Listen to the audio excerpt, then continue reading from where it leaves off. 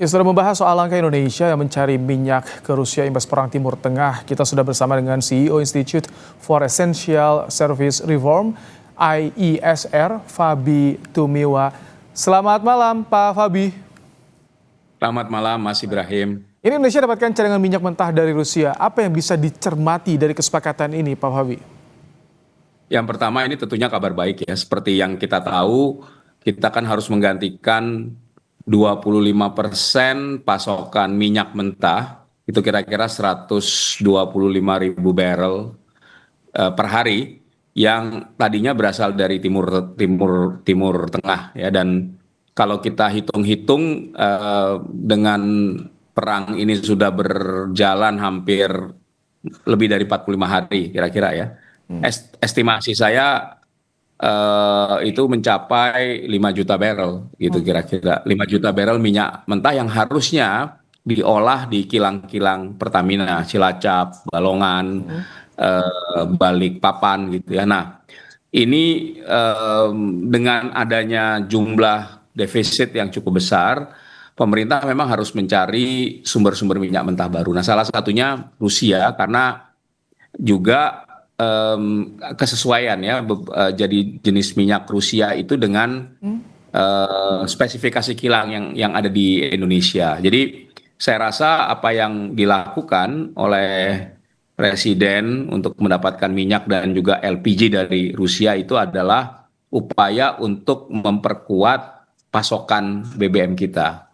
Oh, oke. Tidak perlu diuji lagi karakteristik minyak mentah dari Rusia, Pak Fabi? Ya kalau dari mana-mana namanya minyak mentah kan sebenarnya ketika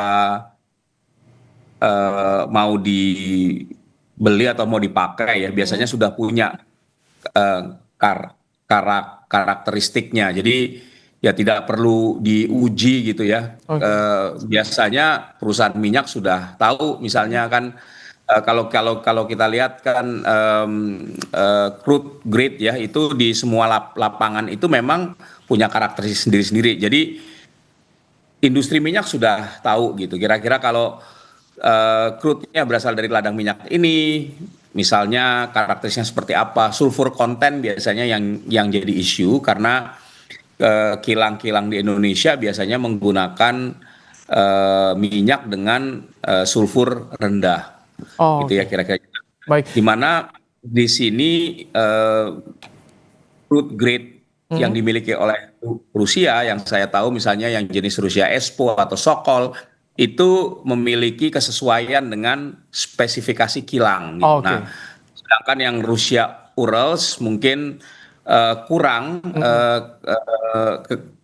kesesuaiannya, tapi biasanya kalau kondisi crude seperti itu bisa di blending dengan crude yang dari tempat Oke. lain sehingga bisa sesuai dengan spesifikasi kilang begitu. Pak Fabi, ini yang juga disorotan kan dibolehkan atau kita dapat minyak mentah dari Rusia di tengah pencabutan sementara ya sanksi dari Amerika Serikat dan juga G7. Apakah ini akan berimbas nanti ke depannya? Nah ini yang kita perlu perhatikan dengan baik ya, karena eh, di dalam penyampaian yang kalau saya baca keterangan dari Kementerian SDM, perkara mengenai sanksi itu tidak disebut-sebut, ya. Oke. Tapi kalau kita lihat dari sumber-sumber lain, saya cek misalnya waiver dari Amerika Serikat itu sebenarnya sudah berakhir tanggal 11 atau 12 April kemarin. Dan menurut keterangan dari Treasury, US Treasury, mereka nggak akan memperpanjang waiver itu, Oh, gitu. Nah, ini jadi pertanyaan ya, karena kemudian kalau waiver itu tidak diperpanjang maka ada implikasi oke. yang mungkin membuat eh, pengiriman minyak dari sana dari Rusia ke Indonesia itu bisa jadi lebih Oh, kompleks gitu. oke.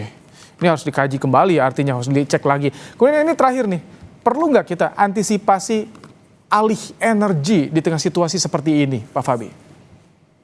Ya, menurut saya ini kesempatan ya. Krisis yang kita alami hari ini, saya bilang ini kan krisis energi fosil sebenarnya. Itu adalah sebuah wake up call bahwa krisis minyak itu adalah atau energi fosil itu merupakan financial risk bagi Indonesia, dan oleh karena itu maka untuk mengurangi risiko itu kita harus mulai beralih ke sumber-sumber energi terbarukan yang sebenarnya kita punya sendiri ya. Jadi dengan pengembangan energi terbarukan kita tidak bergantung pada sumber energi yang ketersediaannya dipengaruhi oleh faktor geopolitik, oleh faktor-faktor seperti perang yang tidak dalam kendali kita, dan kita lihat dampaknya pada fiskal kita kan. Kita dihadapi oleh tekanan fiskal yang besar karena kita juga memberikan subsidi yang besar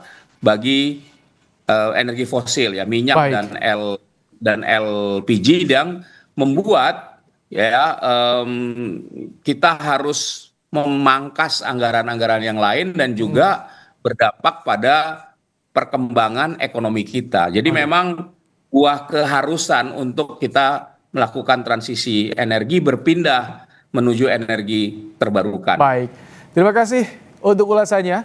CEO Institute for Essential Service Reform IESR, Fabi Tumiwa di program Kupas Malam. Terima kasih. Baik.